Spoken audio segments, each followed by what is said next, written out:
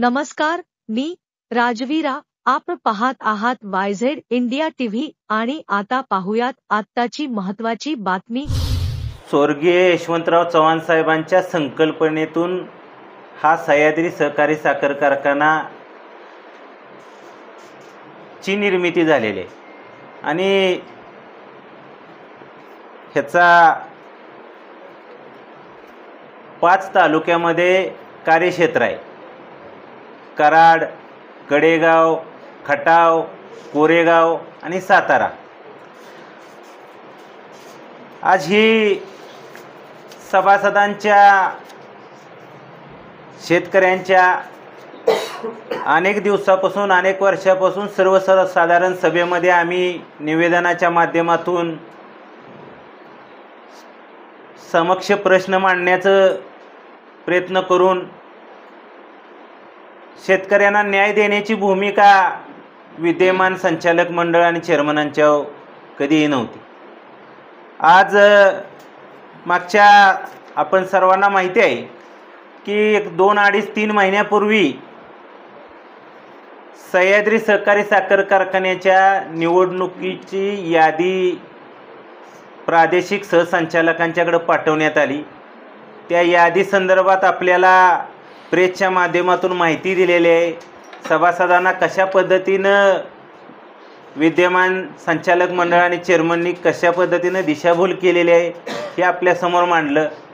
त्याचबरोबर तो जो निर्णय केला हा एक कायदेशीर लढाई लढावी लागली. त्या ठिकाणी त्या लोकांना पैसे भरण्यासाठी 2026 पर्यंत मुदत असताना खोट्या नोटिसा दाखवण्यात आल्या. ही सगळी लढाई लढत असताना मी ज्या पद्धतीनं गेले 2-3 वर्ष झालं आम्ही सर्वपक्षीय आणि समविचारी सर्व लोक एकत्र येऊन ही बाजार समितीची निवडणूक असेल, कराड शेती उत्पन्न बाजार समितीची, कालची ही विधानसभेची निवडणूक झाली असेल, ह्या निवडणूक लढण्याचा आणि ह्या कराड उत्तरच्या कार्यकर्त्यांना न्याय द्यायची भूमिका आम्ही सर्वजण नेहमी करत आलो. परंतु गेले 2-3 महिन्यापासून ह्या प्रक्रिया सुरू झाल्या. ह्या प्रक्रियामध्ये थोडंसं मी वारस नोंदीबाबत किंवा अपूर्ण शेअर्सबाबत हे जे काय निर्णय करून घेतले त्यामधून सभासदांना ज्या त्यांच्या वारस नोंदीचे अर्ज घेत नव्हते ह्याचे अर्ज घेऊन त्यांना पोच देण्याची सह्याद्री सहकारी कारखान्याला नोटीस काढली. नोटीस काढत ह्या सर्व गोष्टी करत असताना मी सर्वजणांना एकत्र घेऊन जायची भूमिका त्या ठिकाणी ठेवली. परंतु गेले निवडणूक डिक्लेअर झाली. निवडणूक डिक्लेअर झाल्यानंतर आपल्याला सर्वांना माहीत आहे की टप्प्याटप्प्यामध्ये कशा पद्धतीनं ह्या भूमिका बदलत गेल्या. आम्ही जी गेले 2-3 वर्ष झालं एकत्रपणे ज्या सहकारातल्या निवडणुका असतील त्या एकत्र येऊन लढण्याची भूमिका आणि ह्या कराड तालुक्यातील शेतकऱ्यांना न्याय देण्याची भूमिका आम्ही त्या ठिकाणी करण्याचं काम करत होतो. आज सह्याद्री सहकारी साखर कारखान्याच्या निवडणुकीमध्ये आम्ही आटोकाट शेवटपर्यंत त्या ठिकाणी प्रयत्न केला की ही आपण सर्वजण एकत्र येऊन ही सह्याद्री सहकारी साखर कारखान्याची निवडणूक लढली पाहिजे. आम्ही 2:45 वाजेपर्यंत आम्ही तडजोडीची चर्चा करत बसलो. त्या ठिकाणी आम्ही समजूत घालत बसलो. आम्ही असा विचार केला नव्हता की समोरचं पॅनेल किंवा ज्यांनी आमच्याबरोबर गेले 2-3 वर्ष झालं काम करतात की आम्हाला अंधारात ठेवलं आणि त्यांनी त्यांचं पॅनेल पूर्ण करून आमच्यावर चर्चेला आलेत. म्हणजे एका बाजूनं त्यांचं काम करायचं, दुसऱ्या बाजूनं आम्हाला चर्चेत अडकवायचं आणि आम्ही चर्चेला येत नाही ह्या भूमिका सातत्यानं तुमच्यासमोर सांगायच्या, माध्यमांना सांगायचं, अंतस्थ बैठकीमध्ये सांगायचं. ह्या अशा पद्धतीनं ही गेले 10-15 दिवसाची आमच्या जी समविचारी आम्ही एकत्र होतो त्यांनी आमच्याबरोबर अशी वर्तणूक केलेली आहे आणि त्याचबरोबर हे अर्ज छाननी माघारी घ्यायचे काल परवाचं झाली ती परिस्थिती झाल्यानंतर त्याच्यानंतरही आपण एकत्र येऊन लढलं पाहिजे. तालुक्यातली लोकांची भूमिका आपण समजून घेतली पाहिजे. ह्यासाठी आपण थोडंसं बसलं पाहिजे, चर्चा केली पाहिजे. अशा भूमिका फोन यायला लागले आणि कुठंतरी आपण प्रामाणिक भूमिकेनं पुढं जावं म्हणून मी काही लोकांच्या बरोबर येईल त्याच्यावर चर्चा करत राहिलो. कुठंतरी शेतकऱ्यांना, कराड तालुक्यातल्या सह्याद्री सहकारी साखर कारखान्यातल्या लोकांना त्या 54 वर्षामध्ये न्याय देण्याचं काम आमच्या सर्वांच्या माध्यमातून होणार होतं. पण काय प्रवृत्तीने ही न होऊन द्यायचं ही भूमिकाही घेतलेली अशी लोक होती त्या ठिकाणी. मला एक प्रामाणिक माझी एक भूमिका होती. आज सुद्धा मी 11:15 पर्यंत ऑफिसला मी 11:30ला पोचलो. त्या ठिकाणी निवडणूक निर्णय अधिकाऱ्यांनी अधिकृत पॅनेलचे अर्ज स्वीकारले आणि त्या ठिकाणी 2 पॅनेलचे अर्ज आले. अर्ज आल्यानंतर मी 12:05ला त्या ठिकाणी पोचलो. 12:05ला पोचल्यानंतर त्या ठिकाणी जे निवडणूक निर्णय अधिकारी सुद्रिक साहेब होते त्यांनी मला अर्ज उशीर झालाय म्हणून सांगितलं. उशीर झालाय, आम्हाला आमचं काम संपवून द्या आणि त्याच्यानंतर तुमच्यावर चर्चा करतो, तुम्ही थोडं जरा बसून घ्या साईडला. आम्हाला त्याचा थोडासा शंका वाटली म्हणून आज तुमच्यातली त्या ठिकाणी काही लोक होती, तुम्ही ती गोष्ट बघितली. आम्हाला त्या ठिकाणी संघर्ष करावा लागला. आज जर निवडणूक निर्णय अधिकारी त्या ठिकाणी प्रक्रिया चालू असेल आणि आम्ही त्या ठिकाणी जर पोचलो असेल, प्रक्रिया पूर्ण नव्हती, प्रक्रिया चालू असताना पोचून आम्ही अर्ज द्यायची विनंती केली. 15-20 मिनिटं आम्हाला त्या ठिकाणी बाजूला सरकवण्याचा प्रयत्न केला. त्या ठिकाणी आमच्या पॅनेल सोडून म्हणजे 2 पॅनेलचे अर्ज आलेत आणि त्या 2 पॅनेल सोडून बाकी सर्वजण जे आता आलेले असतील त्यांना अपक्ष म्हणून द्यावं आणि वेगळं वेगळं स्वतंत्र चिन्ह द्यावं असा अर्ज त्या ठिकाणी सादर केला. म्हणजे आज एका बाजूनं तुम्ही लढाईची भूमिका घेताय, दुसऱ्या बाजूनं तुम्ही गाफील ठेवताय आणि ही भूमिका घेत असताना तुम्ही आज एवढं जर समोर येऊन लढाईची भूमिका तुमची आहे तर ही लढलं पाहिजे. आज आपण प्रामाणिकपणे जर एखादी गोष्ट करत असेल, शेतकऱ्याच्यासाठी न्याय द्यायचं काम करत असेल, सभासदांच्यासाठी न्याय द्यायची भूमिका आपली असेल तर अशा गोष्टी, अशी दिशाभूल किंवा असं एखाद्याला गाफील ठेवण्याचं काम हे करू नये अशी माझी प्रामाणिक मत आहे. की आपण एखाद्या गोष्टीमध्ये जर निर्णय घेतला, निवडणूक लढायची असली तर निवडणूक लढण्याच्या भूमिकेतनं जावं. एखाद्या उमेदवाराला घ्यायचं, त्याचा पाठिंबा घ्यायचा आणि त्याचा पाठिंबा घेऊन घोषित करायचं.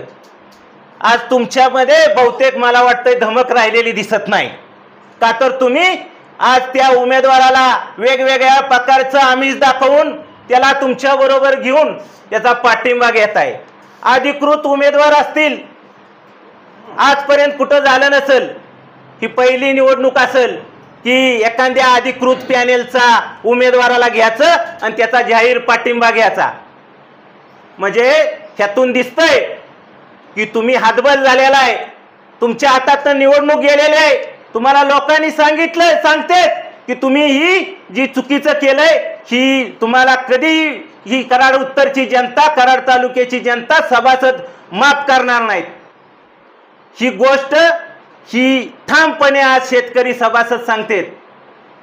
2 महिन्याची निवडणूक झाली, 2.5-3 महिन्याची निवडणूक झाली, आमच्या कपड्यावरचा अजून गुलाल आमच्या कार्यकर्त्यांचा गेला नाही.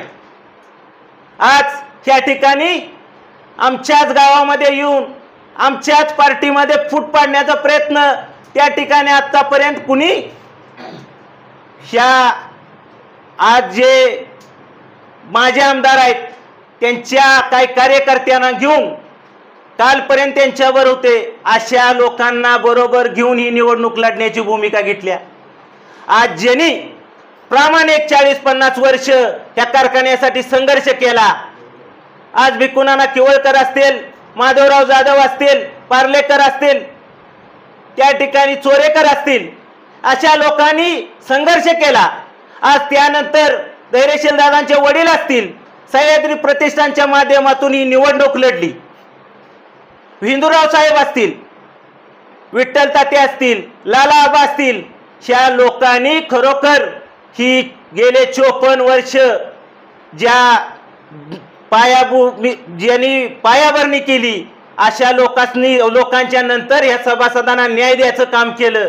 आणि आज जे ठाम भूमिकेने सांगतात की मी पट काढतो, काय काढतो, हे 2009ला त्यांच्या स्टेजवर होते. ह्याच्या पाठोमागच्या निवडणुकीला त्यांनी त्यांच्या सहकार्यातनं त्यांची भूमिका बजावत होते. 2009ची निवडणूक सुद्धा ते त्यांच्यावर होते. आज ज्यांनी त्या कराड उत्तरचा 54 वर्ष संघर्ष केला अशा लोकांना बाजूला ठेवायचं काम या ठिकाणी चाललेलं आहे. आणि खरं तुमच्या माध्यमातून सांगतो की ही सह्याद्री सहकारी साखर कारखान्याची निवडणूक एक कराड तालुक्याचा स्वाभिमान म्हणून आम्ही लढत आहे.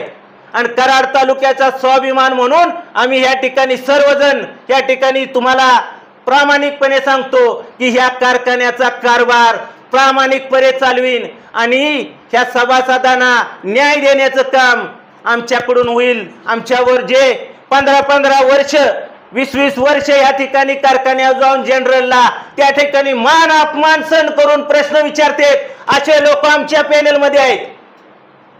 समोर काय आहे, समोरच्या लोकांनी काय केलंय हे पण तुमच्या लक्षात आलं पाहिजे.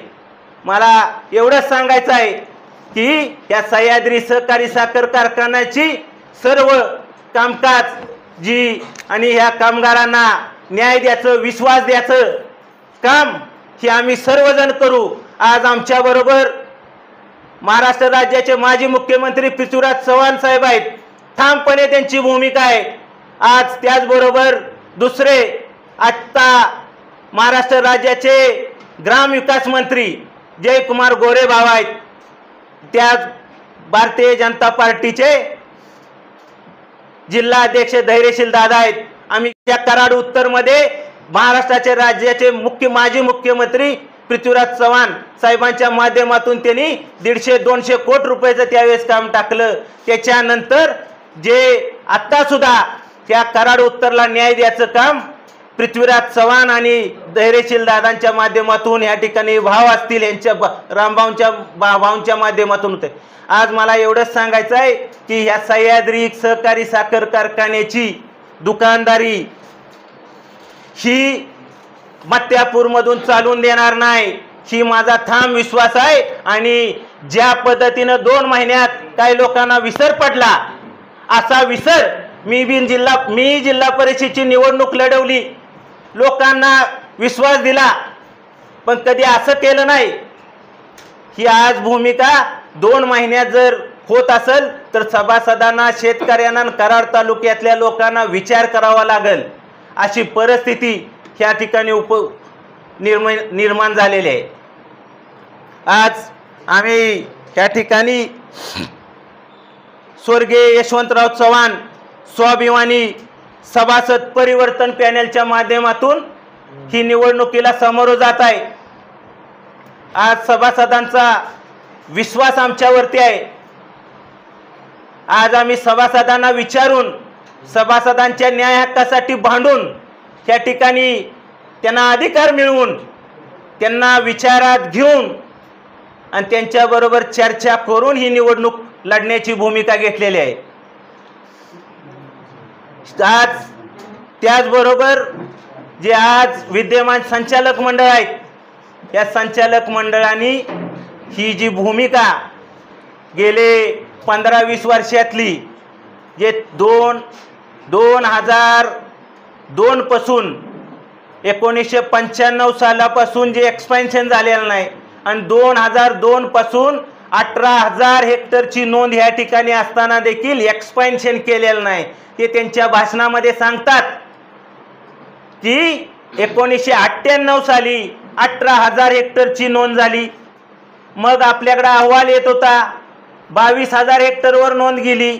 आपल्या बाजूनं 25, 30, 40 हजार मेट्रिक टनाचे कारखाने उभे राहिले, तुम्ही काय करत होता? ह्यांनी मला उत्तर दिलं की आम्ही 2017 मध्ये अतिशय कष्टाने ती लायसन मिळवण्याचा प्रयत्न केला, कोर्टामध्ये जावं लागलं. पण जर तुम्हाला 22,000 हेक्टरची नोंद अहवाल तुमच्यापाशी आहे, तुमच्या अहवालातल्या नोंदीवर बोलतो मी, बाकीच्या नोंदी कृषी अधिकाऱ्याकडून आम्ही घेणारच आहे. मी अधिकृत पत्र दिलेलं आहे कराड तालुक्याच्या जी ऊसाची नोंद आहे अडसाले आणि सुरूच्या लागणीची. पण ही तुमची जी 30 वर्षामध्ये एक्सपान्शन केलं नाही, ही चूक कबूल करायला पाहिजे. तुम्ही 2017ला परमिशन मागायला गेला एक्सपान्शनची, तुमची सत्ता नाही म्हणून सांगितली, तुमची सत्ता नव्हती, ठीक आहे 2017ला. पण 2019 पासून 2014 पर्यंत आपण काय करत होता त्याचं उत्तर दिलं पाहिजे. तुमचं सरकार होतं, केंद्रातही होतं आणि राज्यातही होतं, तुमचे सहकार मंत्री होते. तुम्ही काय करत होता? कशासाठी अडकून राहिला होता? आज कशासाठी सभासदांचं नुकसान करताय तुम्ही? ह्या 20-25 वर्षात तुम्ही एक्सपेन्शनचा निर्णय घेतला नाही, ही सभासदांच्यासाठी आणि आमच्या ह्या कराड तालुक्यातील 5 तालुक्यातल्या लोकांच्यासाठी एक नुकसानकारक गोष्ट तुम्ही घडवली.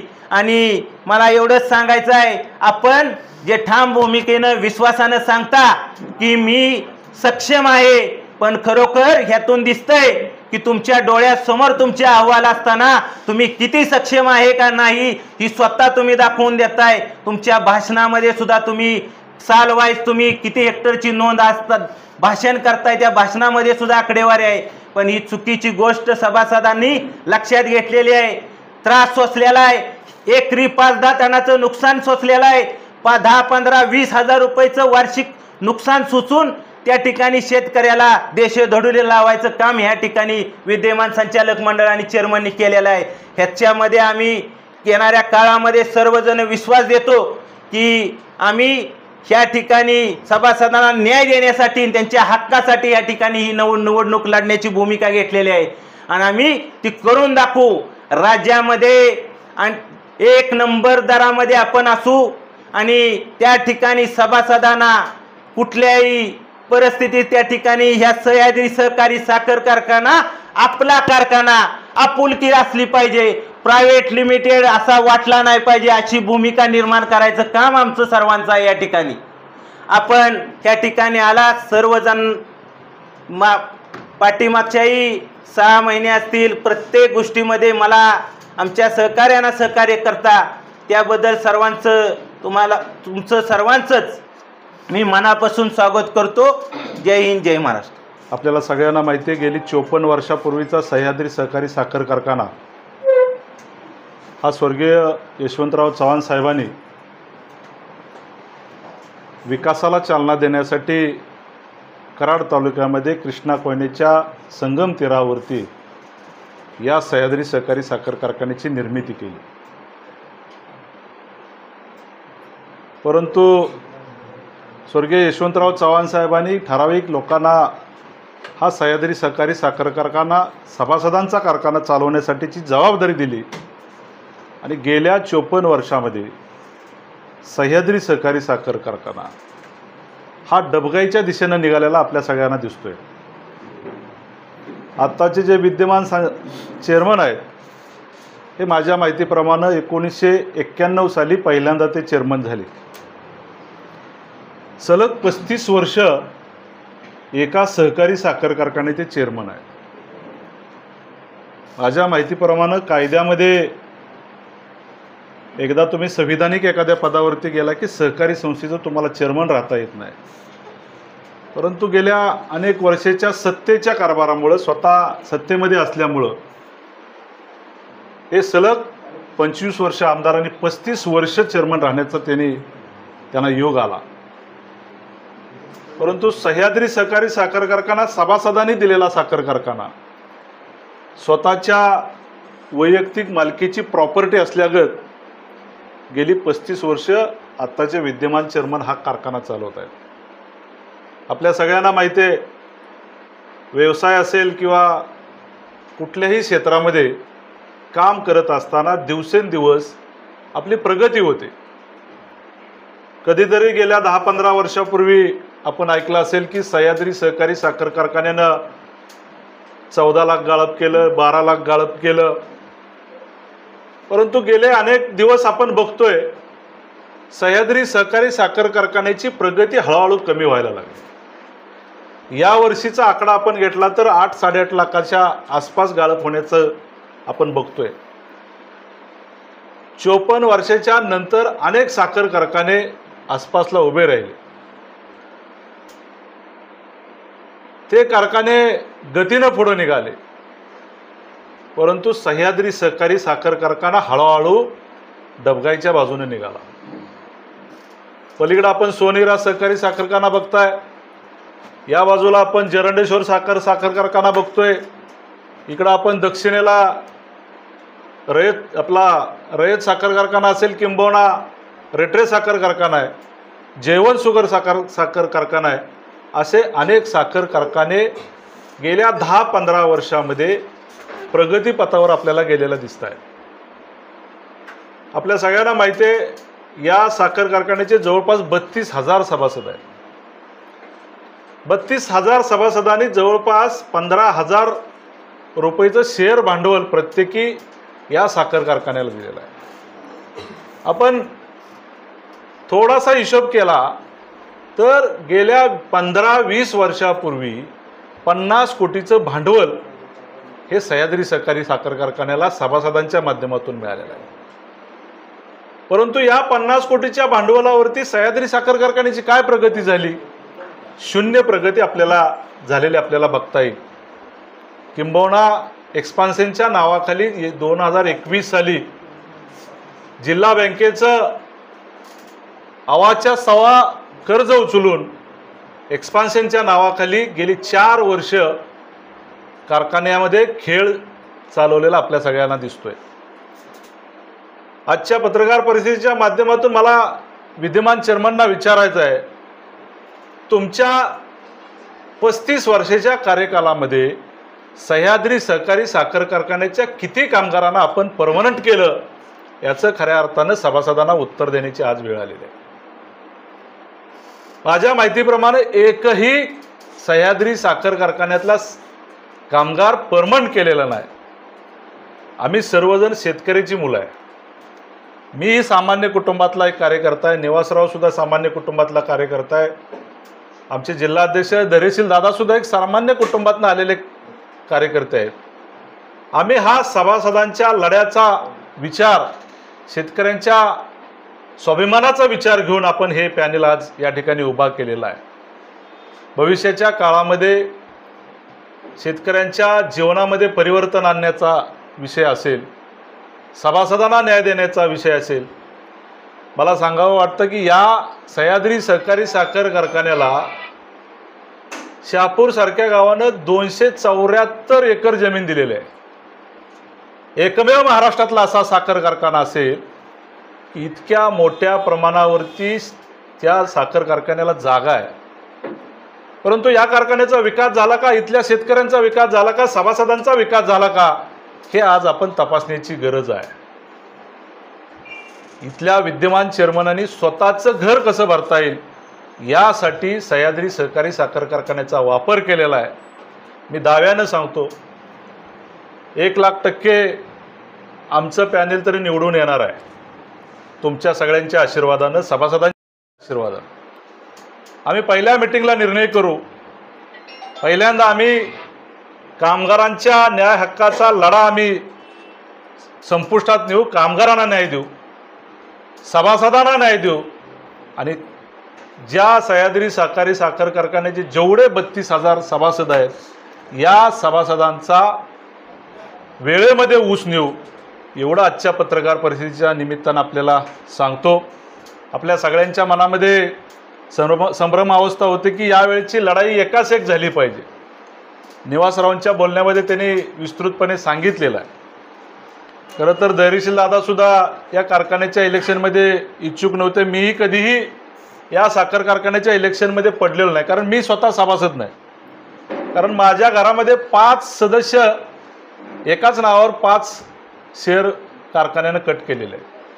परंतु किंबहुना कित्येक वर्ष आम्ही मागं लागलो की आम्हाला कोणाला तरी सभासद करून घ्या, परंतु कधीही सह्याद्री सहकारी साखर कारखान्याच्या चेअरमन आणि संचालक मंडळाने आमच्यासारख्या सर्वसामान्य शेतकऱ्याला कधीही सभासद करून घेतलेलं नाही. कारण त्यांना भीती होती की चांगल्या घरातली जर पोरं या ठिकाणी आली तर आमच्या सत्तेला हादरा बसू शकतो, म्हणून त्यांनी अनेक लोकांना सभासद होण्यापासून वंचित ठेवलं. त्यामुळे मीही इच्छुक नव्हतो. आमची प्रामाणिक इच्छा होती की यावेळेला विद्यमान चेअरमनांच्या विरोधात खूप मोठी लाट नाराजीची आहे, आपण सगळेजण एकत्रित येऊ.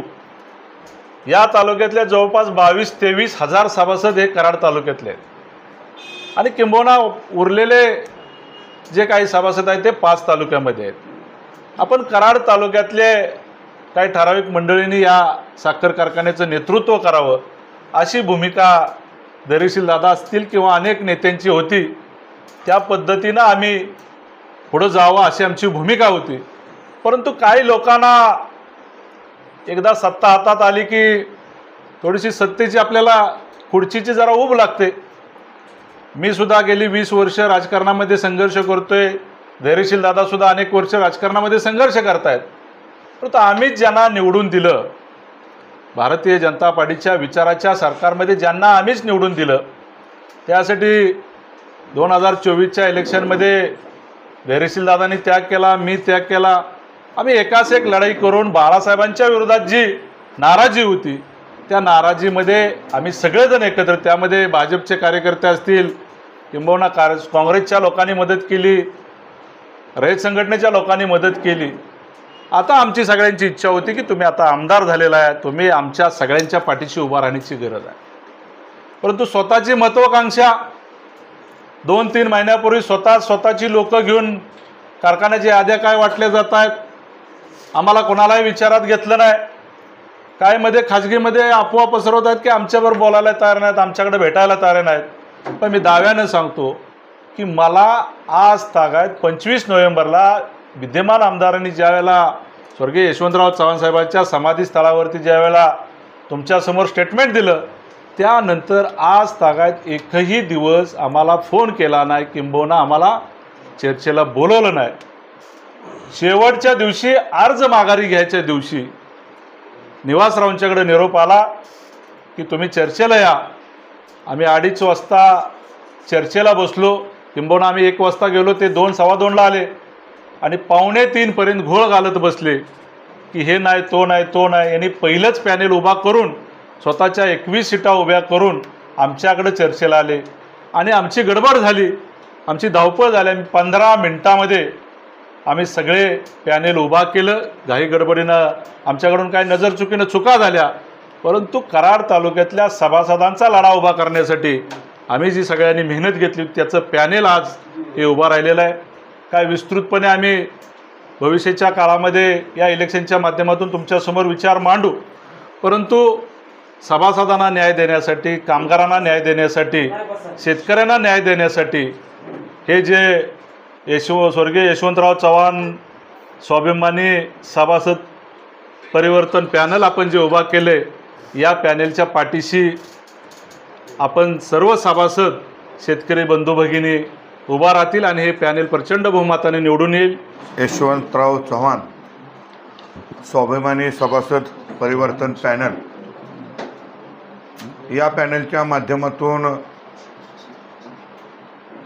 5 तालुक्याचं कार्यक्षेत्र असणाऱ्या सह्याद्री सहकारी साखर कारखान्याच्या पंचवार्षिक निवडणुकीला आम्ही सगळे सामोरे जात आहोत. विशेषतः कराड तालुक्यातील स्वाभिमानी जनतेनं, स्वाभिमानी कार्यकर्त्यांनी स्वतःची कुठंतरी घुसमट होते, स्वतःच्यावर कुठंतरी अन्याय होते, म्हणून अन्यायातून चीड निर्माण होऊन सभासदांना न्याय द्यायची न्यायिक भूमिका घेऊन या ठिकाणी या पॅनेलची निर्मिती केलेली आहे. या पॅनेलचे प्रमुख निवास थोरात, रामकृष्ण वेताळ साहेब,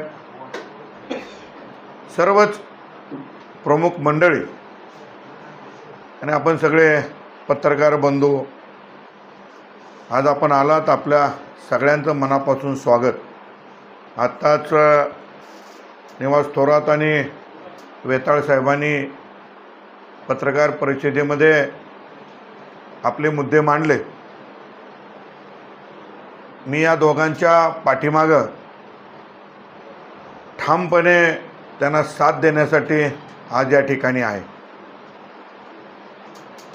खरं तर 2014च्या विधानसभा निवडणुकीनंतर ज्यावेळी सह्याद्री कारखान्याची निवडणूक झाली, त्या सह्याद्री कारखान्यामध्ये मी स्वतः धैर्यशील कदम सह्याद्री कारखान्याचा एक उमेदवार म्हणून या अगोदरच या 35,000 सदस्यांना मतं मागायला सामोरं गेलेलो आहे।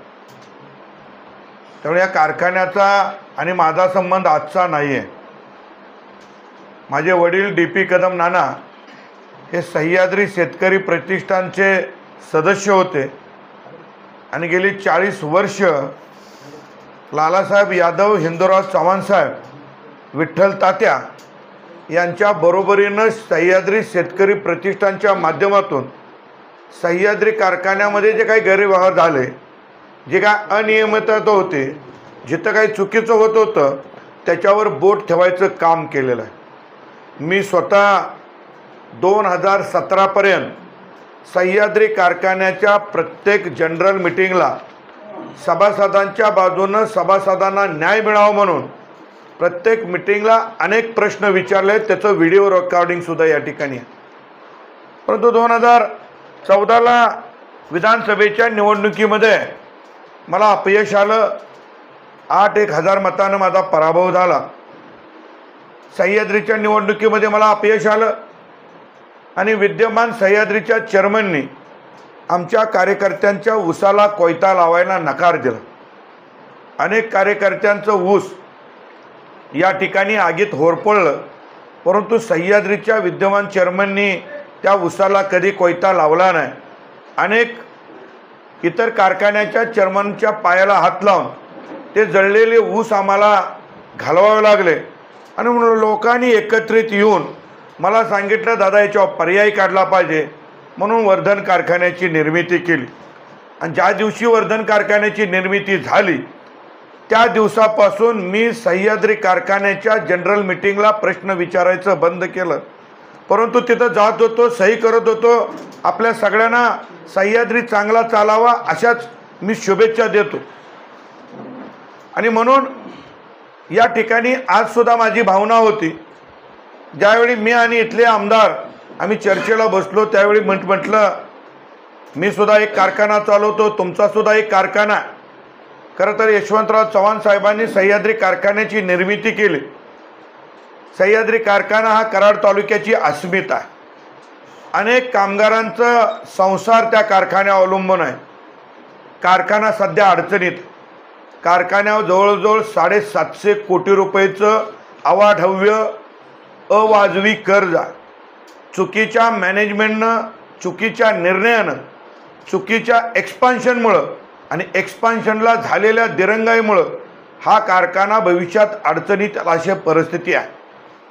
आणि म्हणून आपण कराड तालुक्यातले कार्यकर्ते यांच्या ताब्यामध्ये सह्याद्री कारखाना देऊया।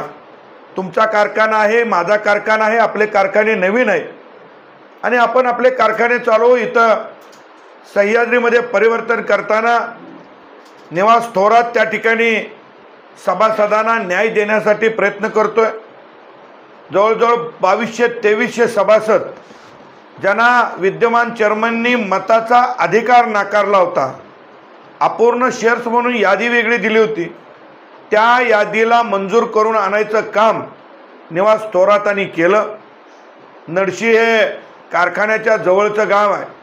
निवास थोरात जिल्हा परिषदमध्ये एक चांगलं काम केलेलं नेतृत्व आहे। कराड तालुक्यातील सगळ्यांना बरोबर घेऊन जाणारं एक नेतृत्व आहे आणि अशा नेतृत्वाखाली आपण सह्याद्रीचं पॅनल टाकूया। आता तुम्ही आमदार आहात, मी जिल्हाध्यक्ष आहे, आपण सगळ्यांनी या दोघांच्या पाठीमागे ठामपणे उभं राहावं अशी भूमिका मी मांडली। म्हणून मी शेवटपर्यंत सह्याद्री कारखान्याच्या निवडणुकीत कधीच लक्ष घातलं नाही। घडामोडी घडत गेल्या. निवास थोरात अग्रेसिव्ह आहेत, पॅनल टाकतायत म्हणून त्यांना तिथं डॅमेज करायचं म्हणून त्यांच्यावर बँकेच्या अपात्रतेचा आणि त्या माध्यमातून त्यांचा अर्ज बाद करण्यासाठी राजकीय दबाव टाकला गेला. आम्ही समजू शकतो की विद्यमान चेअरमन तसे करणार, त्यांच्या विरोधात आम्ही लढतोय, आम्ही समजू शकतो. परंतु कुंपणच शेत खात होतं. त्याप्रमाणे ज्यांना आम्ही गेल्या 4 महिन्यापूर्वी सगळ्यात महत्त्वाच्या पदावर बसवलं, आमदार म्हणून निवडून दिलं, त्यांनी त्याच आमदारकीची ताकद वापरून निवासचा अर्ज या ठिकाणी खालच्या लेवलला बाद केला. परंतु निवासनं न्यायालयीन लढून जे खरं आहे ते खरं आहे, त्या ठिकाणी कमिशनर ऑफिसला त्यांचा अर्ज मंजूर झाला आणि अर्ज मंजूर झाल्यानंतर पर्याय नाही म्हणून निवासच्या बरोबर वाटाघाटीच्या चर्चा केली. आमचं मत होतं तुम्ही सगळा निर्णय कराड तालुक्यातल्या कार्यकर्त्यांच्यावर सोडायला पाहिजे होता. कारण जवळजवळ 23,000 मतदान हे कराड तालुक्यातलं आहे आणि बाकीचं मग 8-9-10 हजार मतदान हे इतर तालुक्यातलं आहे. म्हणून सगळ्यात जास्त सिंहाचा वाटा ह्या कराडकरांचा आहे आणि म्हणून निवासचा पाठीमागं आम्ही सगळ्यांनी थांबायचा निर्णय घेतला. एवढ्यातच भागलं नाही, वाटाघाटीमध्ये अंतिम क्षण आला आणि जशी निवासवर कोर्टामध्ये केस दाखल झाली तशा परत वाटाघाटी बंद झाल्या. परंतु कोर्टानं काही निर्णय दिला नाही आणि आता निवडणूक लागलेली आहे. निवास थोरातांचं नाव बॅलेट पेपरवर आहे, निवडणूक पत्रिकेवर आहे. त्यामुळं आपल्या सगळ्यांना माहीत आहे की याचा निकाल निवडणुकीनंतर काय लागल तो लागल. परंतु आज कारखाना सांभाळायला, कारखान्याचं नेतृत्व करायला निवास थोरातसारखा एक कराड तालुक्याचा सुपुत्र सक्षम आहे असं आम्हाला वाटल्यानंतर मी आणि रामकृष्ण वेताळ साहेबांनी निर्णय घेतला की राजकारण पलीकडे ठेवून कराडकरांच्या स्वाभिमानाच्या अस्मिता जपण्यासाठी आम्ही दोघांनी यांच्या पाठीमागं आणि आमचे नेते भीमराव काका पाटील कोरेगावचे यांनी यांच्या पाठीमागं ताकद उभी करायचा निर्णय घेतला. त्याच्यानंतर सुद्धा तुम्ही बघितलं आदरणीय पृथ्वीराज चव्हाण साहेबांच्या बरोबर विद्यमान आमदारांच्या अनेक बैठका झाल्या. तुम्हीच त्याचे रखाने पेपरमध्ये छापून दिले आणि त्यांच्या समोर ज्यावेळी तडजोडी झाल्या त्यावेळी कुणालाही न्याय मिळेल अशी अजिबात अपेक्षा नव्हती. अनेक उमेदवारी अशा आहेत की ज्या ठिकाणी विधानसभेला आमच्या विरोधात मतदान केलेले अनेक उमेदवार त्या पॅनलमध्ये उभे राहिलेले आहेत आणि म्हणून या ठिकाणी स्वाभिमानाला कुठेतरी ठेच पोहोचते. म्हणून अर्ज काढायच्या दिवशी 10 मिनिटांमध्ये त्या ठिकाणी सगळ्या कराडकरांनी निर्णय घेतला आणि या अन्यायाविरोधात ताठ मानेनं उभं राहायचं आणि लढायचं ठरवलं. आणि म्हणून आज आम्ही सगळेजण या ठिकाणी निवास थोरातच्या पाठीमागं ठामपणे आहोत. एवढंच सांगायला आम्ही ही पत्रकार परिषद घेतलेली आहे आणि मला खात्री आहे की सह्याद्री कारखाना कराडकर मोठ्या मनानं निवास थोरातांच्या नेतृत्वाखाली या ठिकाणी परिवर्तन करून या पॅनलच्या ताब्यात देतील आणि पॅनल निवडून आल्यानंतर जे काही कामगारांचे प्रश्न आहेत, शेतकऱ्यांचे प्रश्न आहेत, जे न्यायिक प्रश्न आहेत, जे काही कारखाना अडचणीत आहे तो अडचणीतनं बाहेर काढून कामगारांना, शेतकऱ्यांना न्याय देऊन या ठिकाणी आदरणीय यशवंतराव चव्हाण साहेबांच्या नजरेमधला जो अपेक्षित कारखाना आहे, जो सह्याद्री पॅटर्न पहिला नावाजला जायचा, तो सह्याद्री पॅटर्न परत एकदा ताठ मानेनं त्या ठिकाणी चांगलं काम करून या ठिकाणी या पॅनलच्या माध्यमातून दाखवलं जाईल. एवढंच या ठिकाणी सांगतो. मी आपल्या माध्यमातून कराड तालुक्यातील आणि इतर तालुक्यातील सर्व सभासद बंधूंना विनंती करेन की खरं काय खोटं काय याच्या सगळ्या चर्चा झाल्या पाहिजेत, याच्या सगळ्या माहिती आपण घेतल्या पाहिजेत आणि निवास थोरातांच्या नेतृत्वाखाली उभं असलेलं स्वर्गवासी यशवंतराव चव्हाण स्वाभिमानी सभासद परिवर्तन पॅनल, या परिवर्तन पॅनलला आपण भरघोस मताने निवडून द्यावं अशी विनंती करतो आणि मी थांबतो.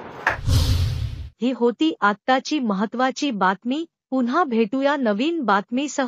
तोपर्यंत नवनवीन बातम्यासाठी आत्ताच आपल्या चॅनेलला लाईक, शेअर आणि सबस्क्राईब करा. नमस्कार.